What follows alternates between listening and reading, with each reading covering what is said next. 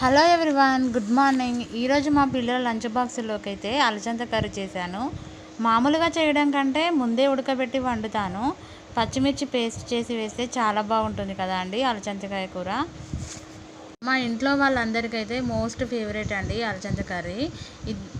అదేంటో అండి ఈ మధ్య ఎంత ఫాస్ట్గా లేచి టిఫిన్స్ వంట చేసినా కూడా టైమే సరిపోవట్లేదు. ఇద్దరు ఆడపిల్లలు ఉన్న పిల్లల్ని టైంకి స్కూల్కి పంపించడం అంటే అంత ఈజీ కాదు కదండి. ఒక పిల్లలకైతే ఏముందండి, మా అంటే స్నానం చేపిసి తలదువ్వాలి అంతే. కానీ ఆడపిల్లలకైతే 2 జుట్లు వేసి రిబ్బన్స్ వేసి పంపించడానికి 30 మినిట్స్ అయితే పట్టుద్ది. మా పిల్లలు ఎంత మార్నింగ్ లేచినా టైంకి టిఫిన్స్ తిన్నా కానీ జుట్లు వేసే దగ్గరే టైం పడుతుందండి. నిజమే కదా అండి నేను చెప్పేది. మా పిల్లలకైతే అలాగే అవుతుంది డైలీ. ఏంటో అండి, నాకైతే ఆ టెన్షన్లో రిబ్బన్స్ వేయడమే రావట్లే. ఇదంతా మాకెందుకు అనుకోకండి, మీకు కాక ఇంకెవరికి చెప్తానండి బాబోయ్. సరే ఉంటా, బాయ్, థ్యాంక్ యూ.